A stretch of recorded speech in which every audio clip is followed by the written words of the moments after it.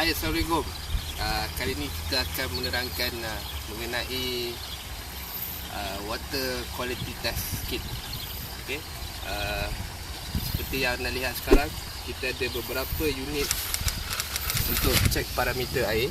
Seperti yang pertama ini adalah alkalinity test kit, yang mana kita nak ukur tahap alkalinity air daripada brand Hana Instrument. Yang kedua adalah ini adalah ammonia test kit. Kita boleh cek parameter untuk ammonia, tahap acidic air. Dan yang ini paling perlu ada bagi semua peternak aquaculture lah, iaitu pH meter. Yang mana di sini kita ada pH dan juga temperature untuk air. Dual mode sekali akan appear di sini.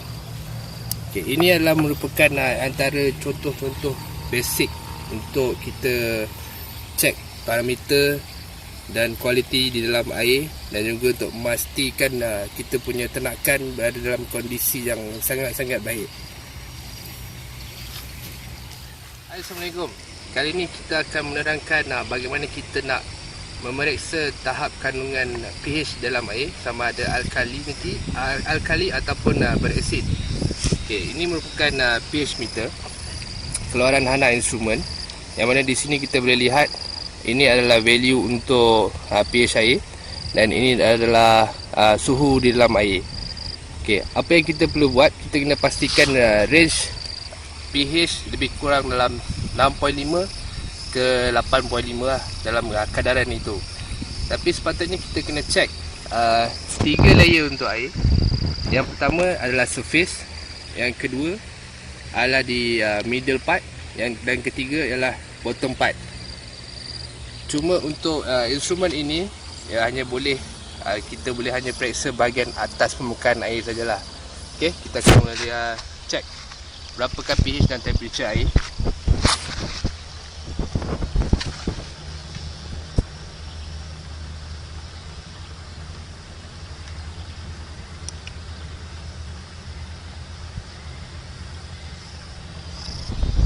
Okey, seperti yang anda dapat lihat, pH air ini lebih kurang 8 pH. Maksudnya air dalam keadaan kondisi yang baik. Maksudnya ia tidak berasid dan ia tidak beralkalinity sangat.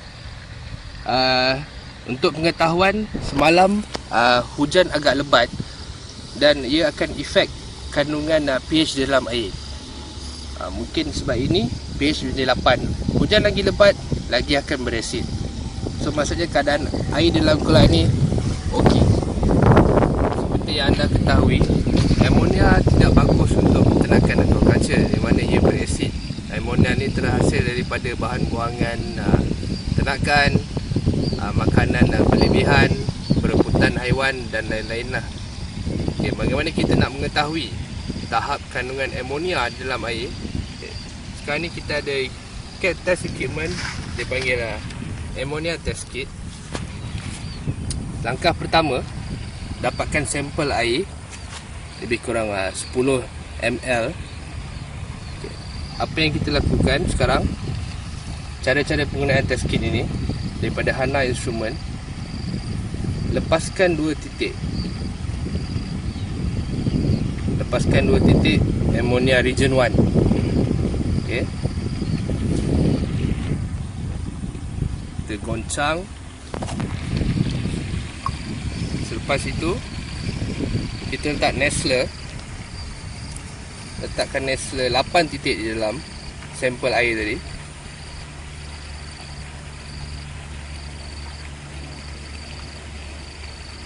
Alright. Dan kita goncangkan dia.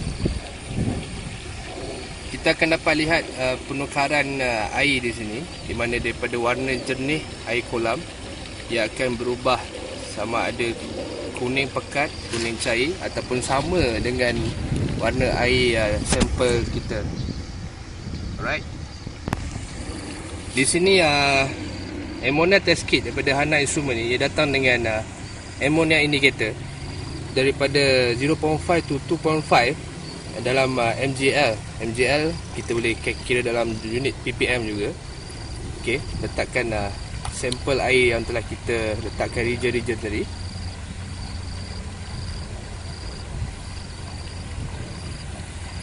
Okey, kita tutup. Okey, kita biarkan sampel air ni selama 5 minit. Dan kita lihat, kalau anda dapat lihat di sini, ia ada indikator yang mana warna dia akan menjadi terlampau kuning, kuning biasa dan tiada jernih. Yang mana kalau kandungan ammonia terlampau tinggi, ia akan berubah kepada warna kuning. Yang mana kandungan kita, air dalam kolam ini tidak bagus, dan kita perlu lakukan sesuatu untuk menghilangkan ammonia. Okay, yang kita dapat lihat, warna air ini, contoh sesuai 5 minit, warna dia bawah daripada 0.5, kerana kandungan ppm atau mgl untuk ammonia mesti bawah daripada 0.05 ataupun 0.03. Okay? Daripada test yang kita lakukan ini, dapat dibuktikan yang kandungan ammonia di dalam kolam ini tidak tinggi. Kesimpulan dia, air ni okey dan tiada pencemaran. Seperti kita tahu, alkalinity ni ialah buffering capacity untuk memastikan kandungan pH stabil, yang mana bila hujan turun, ia tidak akan menjatuhkan atau dropkan pH terlampau drastik dengan kadar pH kita mahu. Okay. Buffering capacity ni penting supaya pH kita stabil dan tidak mengganggu kita punya ternakan dalam air. Okay, seperti yang dapat kita lihat sekarang, ini adalah alkalinity test kit brand daripada Hana Instrument. Okey, yang pertama kita cara-cara penggunaannya, dapatkan sampel air dalam kolam sebanyak 5 ml. Okey, lepas itu kita letakkan bromophenol blue sebagai indikator. Okay, cara penggunaannya, letakkan setitik tester ini dalam air, ia akan bertukar color kepada biru. Okey, goncang, biarkan indikator ini, dan sampel letak di sini. Kita gunakan solution ini, ya.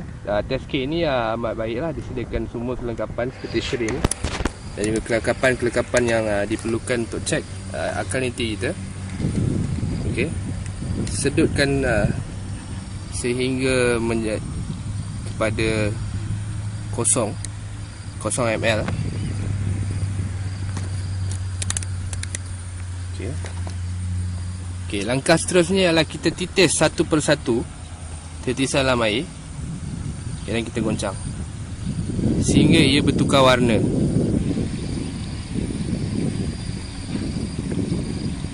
Okey, anda dapat lihat dia dah mula bertukar.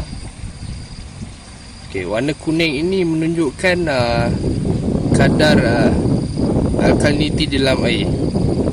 Okey, maksudnya di sini kita telah titiskan hampir 0.2 ml. Okay, 0.2 darabkan dengan 300, maksudnya kita akan mendapat 60 ppm, yang mana sepatutnya kadar alkalinity dalam air adalah lingkungan 80 ke 300 ppm yang adalah paling sesuai.